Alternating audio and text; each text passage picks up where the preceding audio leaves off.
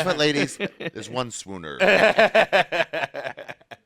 What do you think of? I feel like you were kind of the first. Were you the first like Rogan comic? No, No. there was others. You were pretty early though.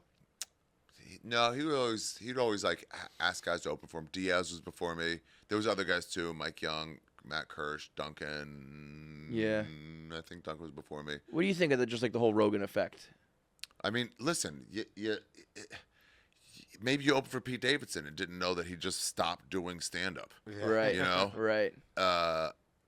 You got lucky that somebody who's probably became the most powerful man in fucking media broadcasting. Yeah. It wasn't like we planned for that. Right. But it was cool that some fucking liner would take you on the road with them, and he'd buy you meals when you couldn't afford them. Right. Yeah, he'd be like, put the money away, put the money away. I'm like, no. You feel bad at first. Like, let me chip in. He goes, dude, I get it. It's not a power move. Yeah. You just shouldn't do it. Right. Yeah. Yes. I just try to pay him back by treating poor comics, because I can't pay a guy back who has, everything. own estate money. Yeah. I mean, that's the way to do it. Right? Yeah. Like, Right. Pay it forward sort of thing. Yeah. What has he when he like puts guys on? Is it ever like a conversation where he's like, I think you're great and I want you up next, or is it just like, hey, I want you to come on my show?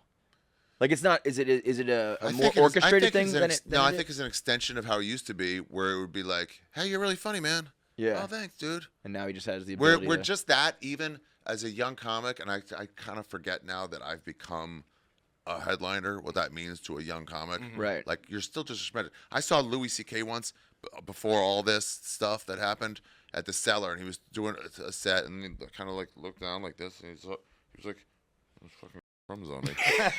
And then he was like, what the fuck is wrong with me? Just crumbs resting on the outcropping of my dumb fucking fat belly. And it was just like, I'm like, that's just a schmendrick. If he didn't have wealth or fame, you'd be like, who's this disgusting redhead fatty? And because stuff was put on him.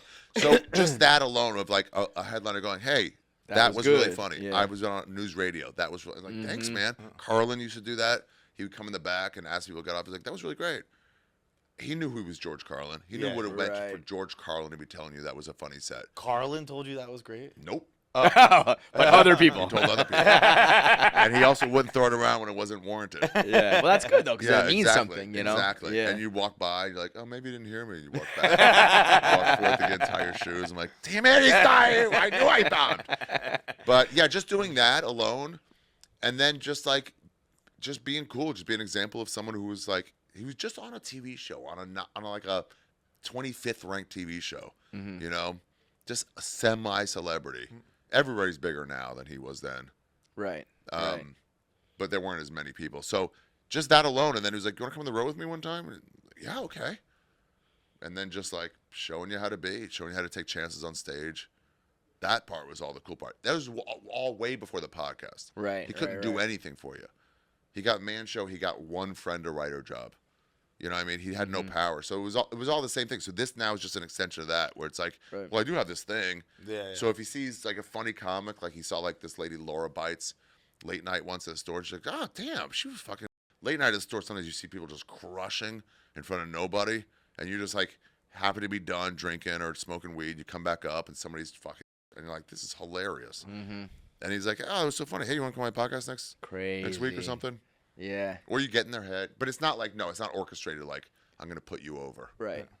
I still have a hard time asking comics to come on the show. I know. I feel like I'm bothering them. I'm like, I need to shift my brain to, like. Some guys are good at it. Some guys are just ask everybody, hey, come do my podcast. But I feel like I'm like asking them a favor, and I don't like asking people for favors. Mm-hmm. And yeah, so exactly. It's like, and I almost feel like it's also like insulting sometimes to ask them to come on the show, because it's like, I don't know, like them being like, I don't fucking. My response would be like, I don't fucking. In the early days, when I started joining up with you guys, and when I had my old podcast, Skeptic Tank, there weren't as many pods, and it was like, hey, you want to come do a fun thing? Yeah. And then it became like, I'm bugging everybody. Yes. Because everybody's got one. Yes. And I really just didn't want to bother And guests I anymore. also liked it when it was like, Outlaw. I'll always help you promote your special, your book, or whatever. I liked it when it was like, do you want to just come and talk? Just come on. No one Yeah. had anything going on. You didn't need to have a thing. And it's Yeah, like, like, when well, we people are like, gotta talk hey, about your can we do it in 6 months when I have a thing going on? It's like, we can, but also, Why don't do we you just come do by it now? now? Yeah, Like, exactly, you know? exactly. And you can come back in 6 months too. We can Yeah. do this all the time. Exactly. Yeah, It's a good excuse to come on now, because also like then it works both ways. Like, am I bothering you? Just like, I just Well, come in on I've Tuesday? also learned that the people that I've become the most friends with, I have on the show the least, because they're become almost like my friends. You know what I mean? Like, I haven't had DeStefano on the show in, I don't know, for like years. But I Wow. talk to him the most. And I'm always like, hey, we should, you should come back on the show. And he's like, yeah. Yeah. And then it's always like, oh, but I got this thing with my kids. We'll do it next time. It's almost because we're friendly that it's like, oh, we'll do it next time. We'll do it next time. We'll do it next time. Yeah, exactly. And 'Cause you then- don't bug them to do it. Right. That's yeah. With this one too, I'm like, you want to come on? I'm home the whole week, and they're like, I'm like, don't worry about it, buddy. Don't worry about Yeah, it. the minute that there's like a, Well, I don't want you to. This has you got know, to I'm be not fun. pulling teeth here. Yeah, It yeah. shouldn't be like Yeah. pulling teeth. The minute, I exactly. mean, the times be that we have had stressful. people come in and be like very clearly like don't want to be here. I'm like, what are you doing here? Well, yeah, We assumed you wanted to be here by like your. you can tell those people too, Oh, right? Yeah. I Oh, don't yeah. understand. Like, You're yes, standoffish. I didn't We're like bother you. one word Just- answers. You should have said no. and just like, yeah. I've said no to and stuff. and maybe it's like some publicist is making me do this, and I did say no or whatever. But it's All right, like but then it's you not need you to step guys. up. Yeah, right.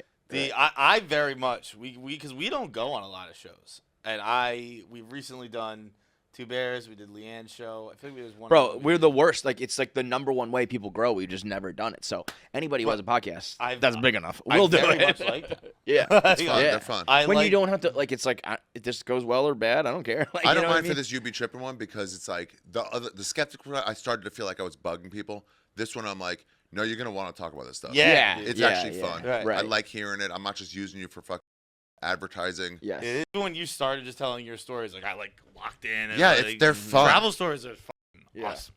And then halfway through, you start going, oh yeah, that Yeah.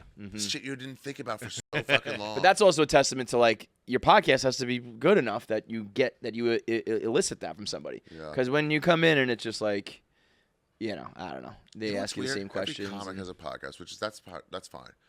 But almost all their podcasts is, I talk to interesting people about things, and it was like, so you're just not doing the comedy part? Yeah, I noticed that a lot. We're all I just think that- interviewers. I think that's a Rogan thing too, though. Like, Why did we go like that Rogan? route? Rogan had that is part of Rogan's thing. Is he talks to interesting people about Yeah. interesting things, and then there's like this domino effect where it's like, and then they go on this show and this show and this show, and it's like, Oh my God! I You don't need see to them hear. like Rogan launches them, and then they get onto every podcast. Lex Yeah. Friedman, Huberman. right, Enough right. with you. right. It's just like, and everyone's like, oh, I love this guy. I'm like, I didn't know he existed a week ago. And it's like you're all probably the same audience too, so we're hearing asking the the same same question. You things. talked about this once. Can you talk about it again Again. for me?